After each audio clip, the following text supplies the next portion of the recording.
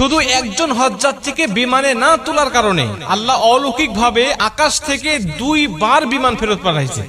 ঘটনাটা মাত্র 2 দিন আগের। আপনারা অনেকেই পত্রপত্রিকায় দেখেছেন, লিবিয়ার একজন মুসলিম যুবক তিনি এই চলতি বছরে হজ করার জন্য সৌদির উদ্দেশ্যে রওনা হয়েছিলেন। উনি যখন ইমিগ্রেশন পাস করে, বোর্ডিং পাস করে যখন তিনি চলে আসছেন বিমানে উঠবেন, সর্বশেষ যাত্রী তিনি বিমানে ওঠার জন্য, উনি যখন উঠবেন তখন সিকিউরিটি গার্ড তাকে বলছেন যে আপনার পাসপোর্ট জনিত সিকিউরিটি ইস্যু রয়েছে, এর কারণে আপনি বিমানে উঠতে পারবেন না, আপনার হজে যাওয়া হবে না। উনি বলছেন যে আমাকে যখন বাধা দিল আমার মধ্যে কোনো হতাশা কাজ করতেছিল না, কারণ আমার মধ্যে প্রবল ইচ্ছা আর আগ্রহ ছিল যে আল্লাহ অবশ্যই আমাকে মক্কায় নিয়ে যাবে, আমাকে হজ করার জন্য নিয়ে যাবে।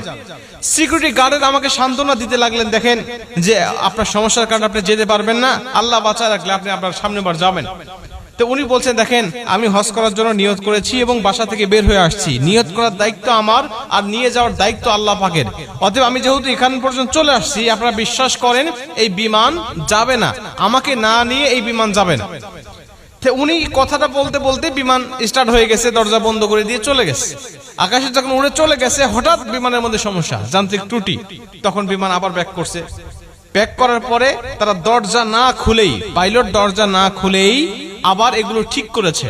ঠিক করার পরে আবার বিমান উড়ে চলে গেছে। আবার যখন উড়ে চলে গেছে একই সমস্যা, বিমান তো অবাক, আমরা ঠিক করলাম, ভালো বিমান নিয়ে আকাশে উড়লাম, আবার ত্রুটি দেখা দিল, আবার গিয়ে ঠিক করলাম, আবার চলে আসলাম, আবার একই সমস্যা দেখা দিল। উনি বলছেন আমি দ্বিতীয়বার আল্লাহর কসম করে বলছি যে আল্লাহর কসম ওই আমের আল মাহদি যতক্ষণ পর্যন্ত আমার বিমানে না উঠবে ততক্ষণ পর্যন্ত আমি বিমান আকাশে উড়াবো না।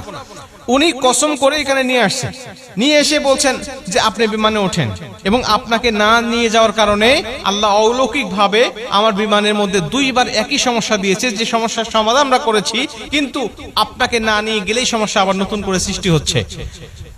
আমের আল মাহদি বলছে দেখেন আল্লাহ পাকের কাছে আমি নিয়ত করেছি, আমি হালাল টাকা দিয়ে আমি হজ করার জন্য নিয়ত করেছি, আমার পাসপোর্ট জনিত ইস্যু যেটা আপনার সমস্যার কথা বলছেন এটা আসলে সমস্যা নয়, তারপরে যদি আপনার সমস্যা ধরেছেন আপনারা আমাকে না নিয়ে গেলে বিমান যাবে না, বা আমাকে না নিয়ে আপনারা যাবেন না, এই বিশ্বাস আমার মধ্যে আছে, এজন্য আমি কথাটা বলেছি। সবাই তাকে তো আগ্রহ করে ধরলেন এবং সবাই তাকে বিভিন্নভাবে সংবর্ধনা এবং সম্মানিত করতে লাগলেন। এখান থেকে পরিষ্কারভাবে বক্তব্য বোঝা যায় যে আল্লাহ পাকের কাছে যখন কোনো ব্যক্তি খাঁটি দিলে নিয়ত করে, আল্লাহ পাক তখন সেই নিয়তটা পূর্ণ করে, এটা আল্লাহ পাকের দায়িত্ব। বান্দার চেষ্টা যখন শেষ, আল্লাহ পাকের সাহায্য তখন থেকে তার শুরু হয়ে যায়। বান্দা ইচ্ছা করলেই বিমানটাকে আটকে রাখতে পারবে না, কারণ এটা দেশের নিয়ম, দেশের আইন, সে ইচ্ছা করলেই এককভাবে সেটাকে পরিবর্তন করতে পারবে না। এজন্য আল্লাহ পাক অলৌকিকভাবে